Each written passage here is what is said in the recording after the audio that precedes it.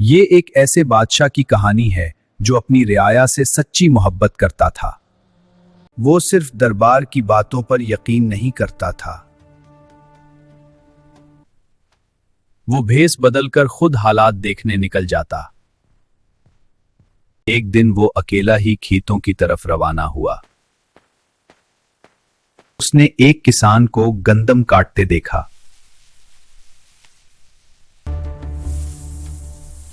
یہ گندم کے 4 حصے کیوں ہیں؟ مسافر بھائی، ہر حصہ ایک الگ مقصد کے لیے ہے۔ ایک حصہ میں قرض اتارتا ہوں۔ قرض؟ کیسا قرض؟ یہ اپنے والدین کے لیے ہے، انہوں نے مجھے پالا ہے۔ دوسرا حصہ قرض چڑھاتا ہوں۔ وہ کیسے؟ یہ بچوں کے لیے ہے، کل یہ میرا سہارا بنیں گے۔ تیسرا حصہ آج کے خرچ کے لیے، اور چوتھا حصہ کل کے مشکل وقت کے لیے بچا لیتا ہوں بس۔ بادشاہ اس سادہ کسان کی دانائی پر حیران رہے۔ وہ خاموشی سے محل واپس لوٹ آیا۔ آج دربار میں ایک سوال رکھا جائے گا۔ ایک کسان کہتا ہے، ایک قرض اتارتا ہوں، ایک قرض چڑھاتا ہوں، اس کا مطلب کیا ہے؟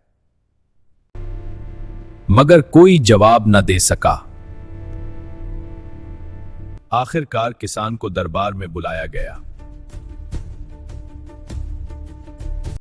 کسان دربار میں پیش ہوا، پورا دربار خاموش تھا۔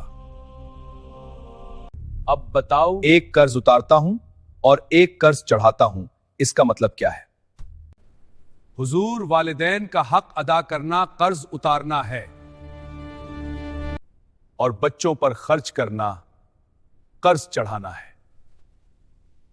بادشاہ نے کسان کو انعام دیا، کیونکہ اصل دانائی سادگی اور ذمہ داری میں ہوتی ہے۔